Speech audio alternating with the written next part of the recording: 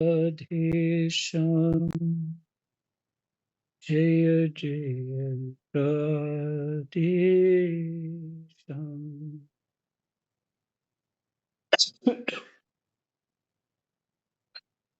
श्री गणेशाय नमः। श्री सीतारामाभ्यां नमः। श्री हनुमते नमः। श्री उमापते नमः। श्री गुरुवे नमः। सब संतन की जय। जय जय सीताराम राधे श्याम। श्रीमद् भागवत महापुराण प्रथम स्कंध श्लोक संख्या 29 से ही प्रारंभ करते हैं।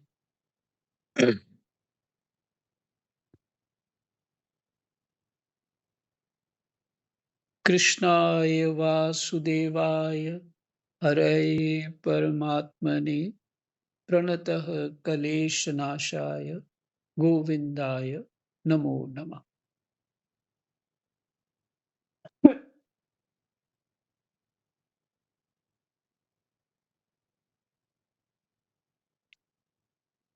अब ये जो चर्चा सुना रहे हैं कि नारद जी कह रहे हैं व्यास जी से, मैं उनका बड़ा ही अनुरागी था, विनयी था। उन लोगों की सेवा से मेरे पाप नष्ट हो चुके थे। वो जो ब्राह्मण चतुर्मास कर रहे थे, मेरे हृदय में श्रद्धा थी, इंद्रियों में संयम था एवं शरीर, वाणी और मन से मैं उनका आज्ञाकारी था। इसका ये उल्लेख यहाँ क्यों किया? ये अनिवार्य है। बालक की तरह ही सेवा कर पाए। लगता है कट गया फिर से। ठीक है।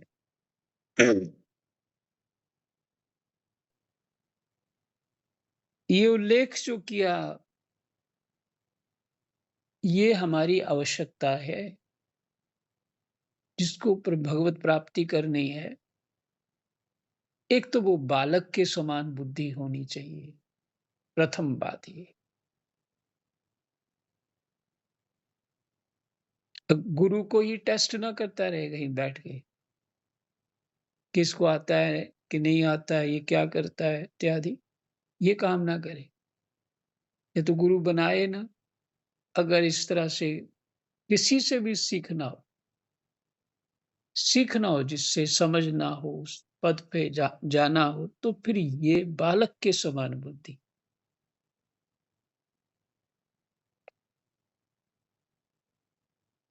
देखिए, ये बहुत महत्वपूर्ण है, इसको सुनने योग्य बात है। तभी वो वस्तु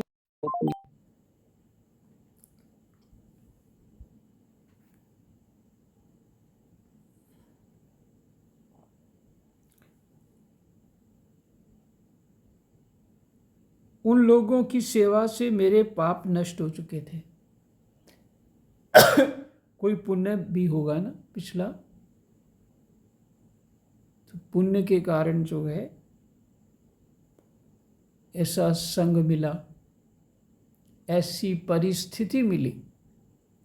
ये परिस्थिति तो धन्य धन्य है। कैसे? दासी पुत्र है,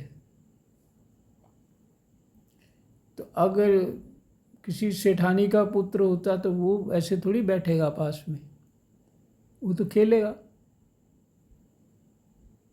4 लोग उसकी सुरक्षा में होंगे, खेलेगा वो और मनमानी करेगा। वो दासी पुत्र था, माँ जिस तरह से बोलती वैसे रहती, जैसे समझाती वैसे समझा हुआ था वो, और उसको अभ्यास था। और वो नारद जी उस समय, बच्चा जब किसी की बात सुनता है ना, तो वो श्रद्धा कर लेता, वैसे ही मानता है। इसलिए बच्चा बुद्धि चाहिए साधन में। थोड़ा कम समझ में आएगी मैं ऐसा क्यों बोल रहा हूँ, क्योंकि श्रद्धा जब होती है तो आप बच्चे बन ही जाते हो।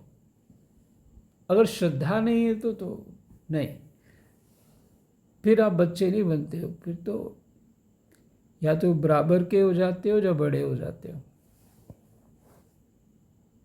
वो श्रद्धा से होता है।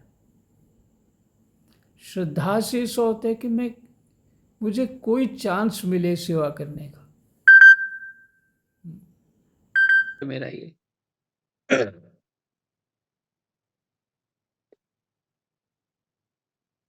नारद जी कहते हैं, मैं उनका बड़ा ही अनुरागी था, विनयी था। उन लोगों की सेवा से मेरे पाप नष्ट हो चुके थे। मेरे हृदय में श्रद्धा थी, इंद्रियों में संयम था एवं शरीर, वाणी और मन से मैं उनका आज्ञाकारी था।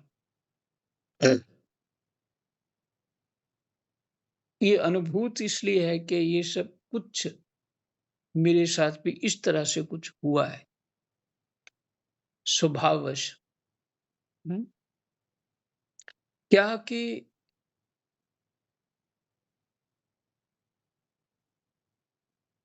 श्रद्धा, जब जीव को श्रद्धा होती है तो बुद्धि बंद हो जाती है। फिर यही इच्छा होती है कि मैं किस तरह से सेवा करूं। माने जिसके प्रति श्रद्धा होती है तो वो इस इस आशा में बैठा रहता है कि ये कोई मुझे सेवा बोले, मैं उठ के काम करूं। ऐसा भावना बन जाती निरंतर, ऐसी होती है श्रद्धा। तो बताइए, जिसकी जिसकी बुद्धि ऐसी हो गई, तो नाभाजी की तरह वो तो गुरु जी की बात को तो आत्मसात कर जाएगा, कि पूरे मन बुद्धि लग गया उधर। और ये अनिवार्य है, माने होना ही चाहिए जीवन में। अगर नहीं है तो बस भगवान से प्रार्थना करनी चाहिए। और ये जो सारे ये स्थिति बनी, ये स्थिति जो उदासी पुत्र हुए, माँ जिस तरह से रहती थी, जिस भाव से रहती थी, वैसे बच्चे को वो सिखा रहे कि ऐसे बैठो इनके पास, ऐसे रहो, बड़े विनम्र होके रहो, जो कहें वही काम करो। तो वो ऐसे ही करता था। तो परिणाम क्या हुआ? परिणाम ये हुआ कि वो उन संतों की कथाएं उसको बड़ी अच्छी लगने लगी। वो आपस में चर्चा करते ही सुनता रहता। लेकिन संत लोग अनभिज्ञ नहीं थे कि ये सुन रहा है तो इसको कोई लाभ नहीं होगा, या इसको क्या पता। लेकिन वो सब समझ लेते हैं कि बालक की रुचि कैसी है, ये किस तरह से सेवा कर रहा है। तो अब वो ये जो जीवन में चीज जब भी किसी जन्म में आएगी तभी बात बनेगी। हम अपने अहम को भी दृढ़ बनाए रखें और भजन साधन भी चाहते हैं। हमारी शान भी कम नहीं होनी चाहिए, उसमें थोड़ा बढ़ोतरी होए तो और भी अच्छा है। तो बस भजन होना चाहिए, ये संभव नहीं है। ये संभव नहीं है, क्योंकि इसी श्रद्धा से ही अद्भुत शांति होती है, चित्त एकाग्र होने लग जाता है। वो कृपा से ही प्राप्त होती है श्रद्धा, क्योंकि पिछले पिछले कर्मों के जो प्रभाव हैं, पुण्य हैं, वही ऐसी स्थिति में पहुंचा देते। ये बहुत बहुत मार्मिक बात लगी मेरे को। शरीर, वाणी और मन से मैं उनका आज्ञाकारी था। मैंने शरीर करता था, उनकी सेवा करता था, वाणी से विनम्र था और मन से उनका आज्ञाकारी था। मन से उनका आज्ञाकारी था।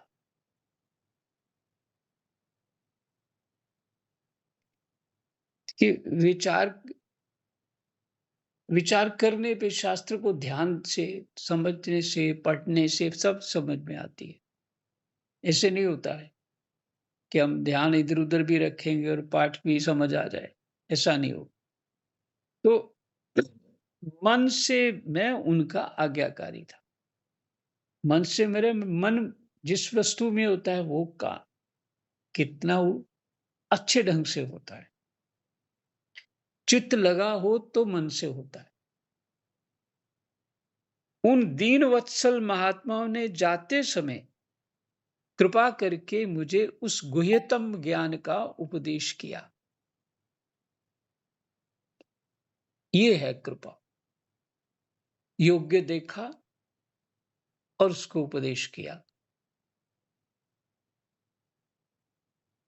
ये उपदेश ही कृपा हुई ना।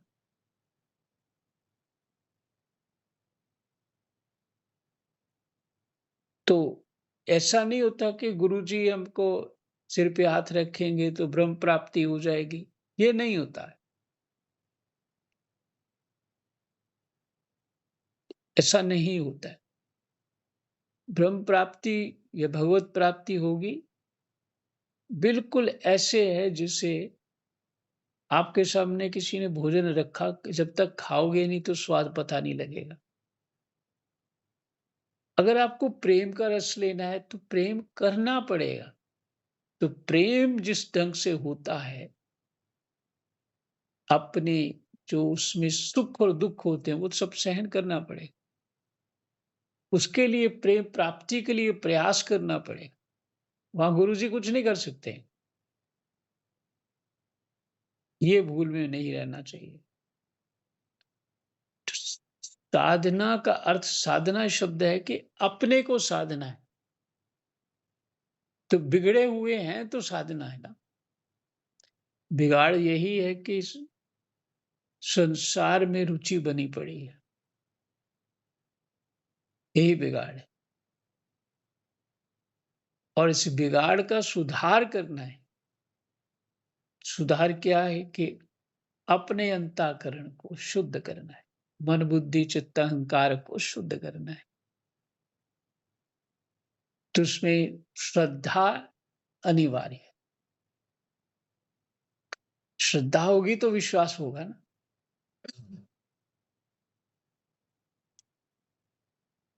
मेरे हृदय में श्रद्धा थी, इंद्रियों में संयम था एवं शरीर, वाणी, मन से मैं उनका आज्ञाकारी था। उन दीन वत्सल महात्माओं ने जाते समय कृपा करके मुझे उस गुह्यतम ज्ञान का उपदेश किया। बस यही कृपा होती है और कोई कृपा नहीं होती है। किसी ने आपको धन दे दिया या कुछ ऐसा मदद कर दी इत्यादि, और जो जगत की होती वो कोई सही स्वरूप कृपा का नहीं है। ठीक है, लौकिक है, करना चाहिए, अच्छा है। तो इसको कृपा माना जाता है।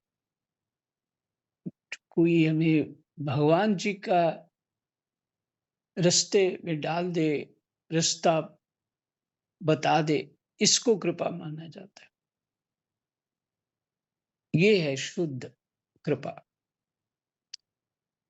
कहते हैं जिसका उपदेश स्वयं भगवान ने अपने श्रीमुख से किया है, उस उपदेश से ही जगत के निर्माता भगवान श्री कृष्ण की माया के प्रभाव को मैं जान सका।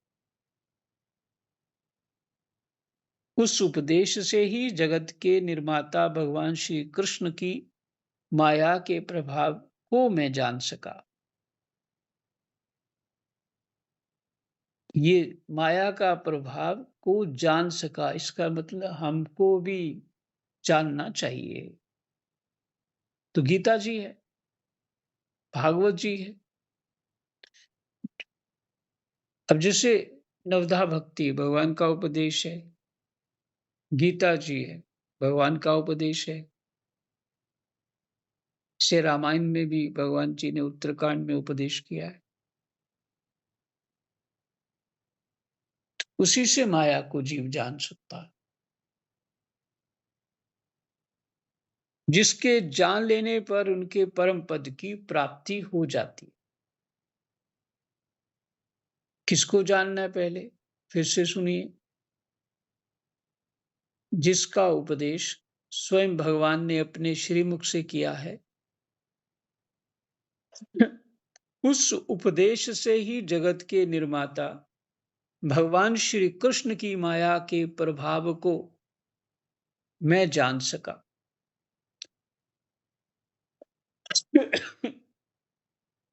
माया के प्रभाव को मैं जान सका, जिसके जान लेने पर उनके परम पद की प्राप्ति हो जाती है।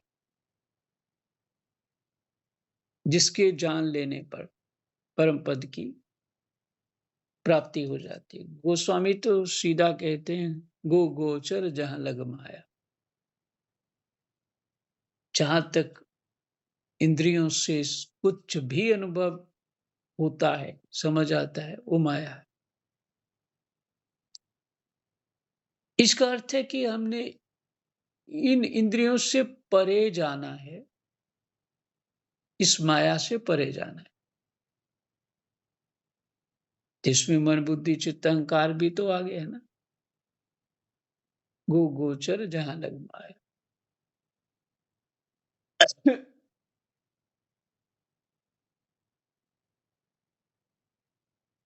इन इंद्रियों से जो अनुभव करता है वो मन बुद्धि चित्त अहंकार ही करता है ना। ऐसे इंद्रियां तो कोई अनुभव भी कर लेंगी तो उसका अर्थ कोई नहीं, जब तक कोई वस्तु ध्यान ना दिया जाए किसी वस्तु के ऊपर, तब तक तो उसकी सर्दी गर्मी का भी ज्ञान नहीं रहता।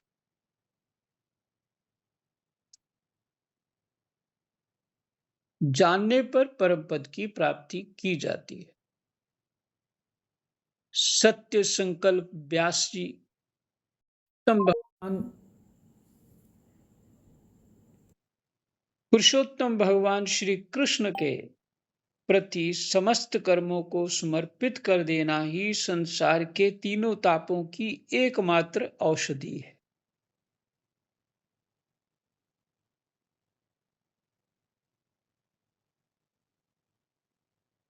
संसार के तीनों तापों की एकमात्र औषधि है। फिर से सुनिए। श्री कृष्ण के प्रति समस्त कर्मों को समर्पित कर देना, इसका अर्थ ये हुआ कि हमें निष्कामता जब तक नहीं आएगी, मैंने समर्पित ही कर दिया फल को, तो हमें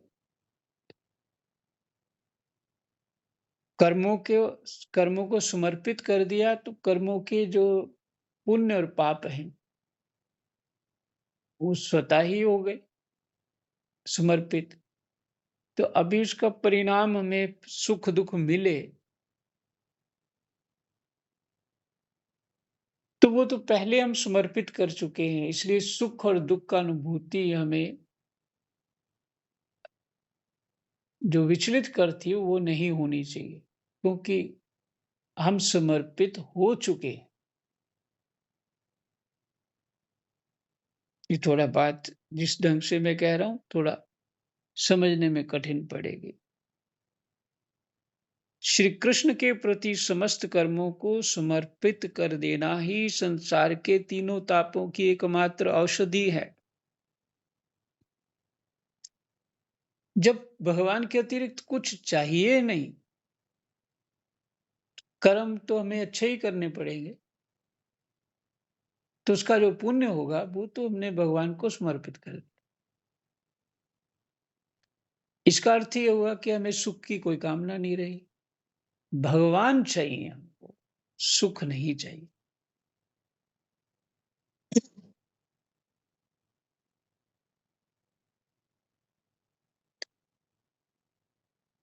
एकमात्र औषधि है तीनों तापों की। ये बात मैंने आपको बतला दी। प्राणियों को जिस पदार्थ के सेवन से जो रोग हो जाता है, वही पदार्थ चिकित्सा विधि के अनुसार प्रयोग करने पर क्या उस रोग को दूर नहीं करता? वही पदार्थ जो है, चिकित्सक जो मेरे वैद्य है, उसी के द्वारा उसका इलाज करता है, औषधि बना के। इसी प्रकार यद्यपि सभी कर्म मनुष्य को जन्म मृत्यु संसार के चक्र में डालने वाले हैं, तथापि जब वे भगवान को समर्पित कर दिए जाते हैं, तब उनका कर्मपना ही नष्ट हो जाता है। कुछ किया ही नहीं, कर्मपना नष्ट हो जाता है, अर्थात अकर्म हो जाता है, जो गीता जी में आपने सुना। अकर्म हो जाता है, उसका कोई फल नहीं होता। इस लोक में जो शास्त्र विहित कर्म भगवान की प्रसन्नता के लिए किए जाते हैं, उन्हीं से पराभक्ति युक्त ज्ञान की प्राप्ति होती है। इस लोक में शास्त्र विहित, शास्त्र विहित माने शास्त्र में जो निर्देशित हैं, जो कहे गए हैं, शास्त्र में जो कहे गए हैं, शास्त्र में जो विधि है, ये भी सही तो यही रहेगा। शास्त्र में जो विधि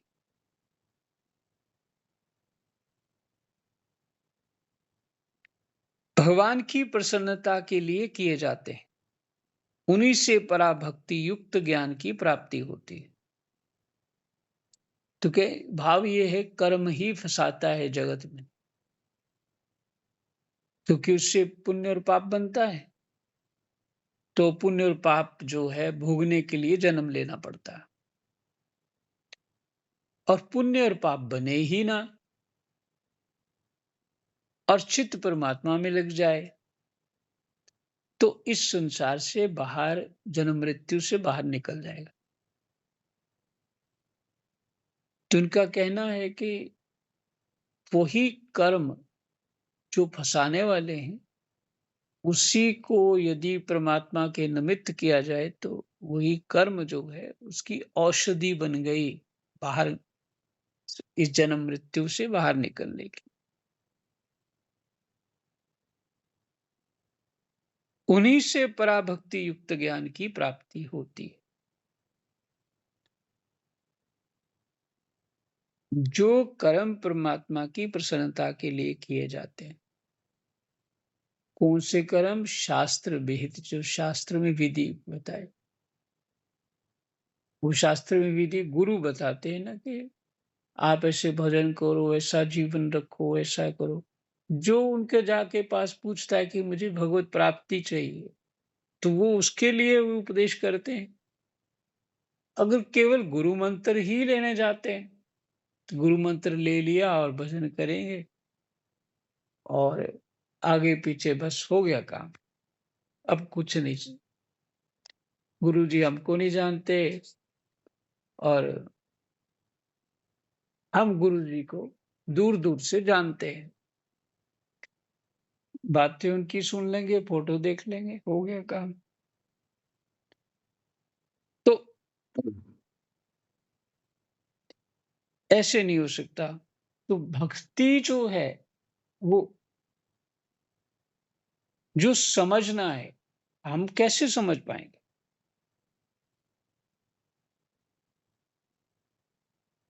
हम समझ तो नहीं पाएंगे ना, कि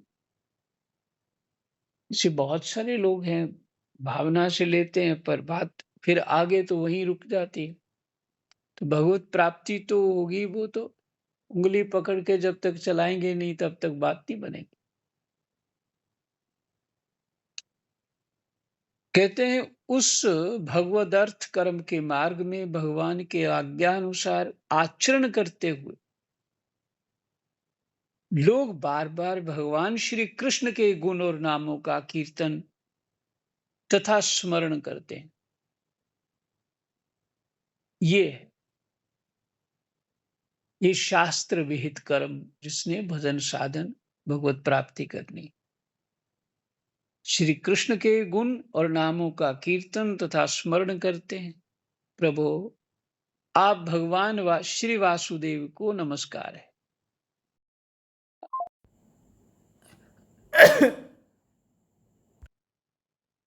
प्रभु, आप भगवान श्री वासुदेव को नमस्कार है। हम आपका ध्यान करते हैं। प्रद्युम्न, अनिरुद्ध और संकर्षण को भी नमस्कार है। इस प्रकार जो पुरुष चतुर्व्यूह रूप भगवान मूर्तियों को नाम द्वारा प्राकृत मूर्ति रहित अप्राकृत मंत्र मूर्ति भगवान यज्ञ पुरुष का पूजन करता है, उसी का ज्ञान पूर्ण एवं यथार्थ है। फिर से समझिए, इस प्रकार जो पुरुष चतुर्व्यूह रूपी, अब देखिए चतुर्व्यूह का अर्थ होता है जैसे राम है, लक्ष्मण है, भरत है, शत्रुघ्न है, ये चतुर्व्यूह रूप है एक ही ब्रह्म का। अब इसी तरह वासुदेव, प्रद्युम्न, अनिरुद्ध और संकर्षण, ये बलराम, इनको नमस्कार है। तो कह रहे हैं इन नाम द्वारा प्राकृत मूर्ति रहित अप्राकृत मंत्र मूर्ति भगवान यज्ञ पुरुष का पूजन करता है। तो भगवान अप्राकृत पर मूर्ति रहित जो परमात्मा है, लेकिन आपको हमको तो मूर्ति में ही परमात्मा का आवाहन किया है हमने। हमारे लिए वही अर्चा अवतार हैं, हमारे लिए प्रकट हुए, हमारे ठाकुर जी हमारे लिए प्रकट हुए, तो हमारे अर्चा अवतार माना जाता है। तो उनका पूजन करता है, उसी का ज्ञान पूर्ण है एवं यथार्थ है।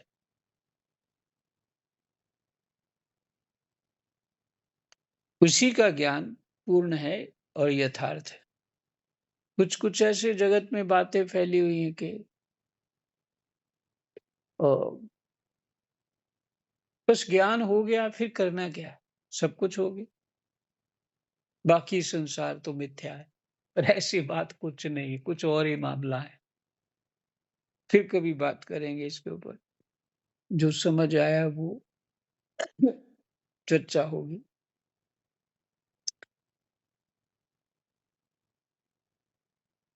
ब्राह्मण, जब मैंने भगवान की आज्ञा का इस प्रकार पालन किया,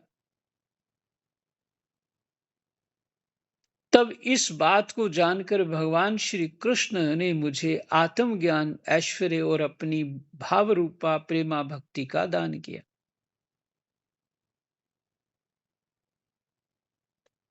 व्यास जी, आपका ज्ञान पूर्ण है, आप भगवान की ही कीर्ति का, उनकी प्रेममय लीला का वर्णन कीजिए। उसी से बड़े बड़े ज्ञानियों की भी जिज्ञासा पूर्ण होती है।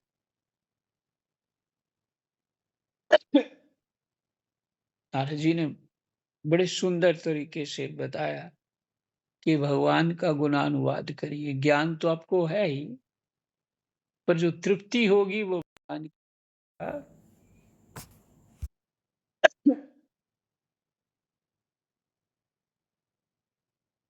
व्यास जी, आपका ज्ञान पूर्ण है, आप भगवान की ही कीर्ति का, उनकी प्रेममय लीला का वर्णन कीजिए। उसी से बड़े-बड़े ज्ञानियों की भी जिज्ञासा पूर्ण होती है।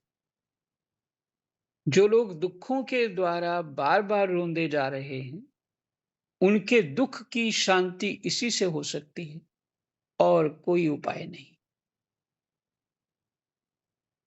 भगवान के गुणानुवाद, सेवा, पूजा, भजन, परमात्मा में चित्त लगाना, इसके अतिरिक्त कोई उपाय नहीं।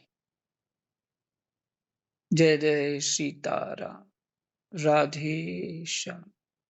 कृष्णाय वासुदेवाय हरये परमात्मने प्रणतक्लेशनाशाय गोविन्दाय नमो नमः।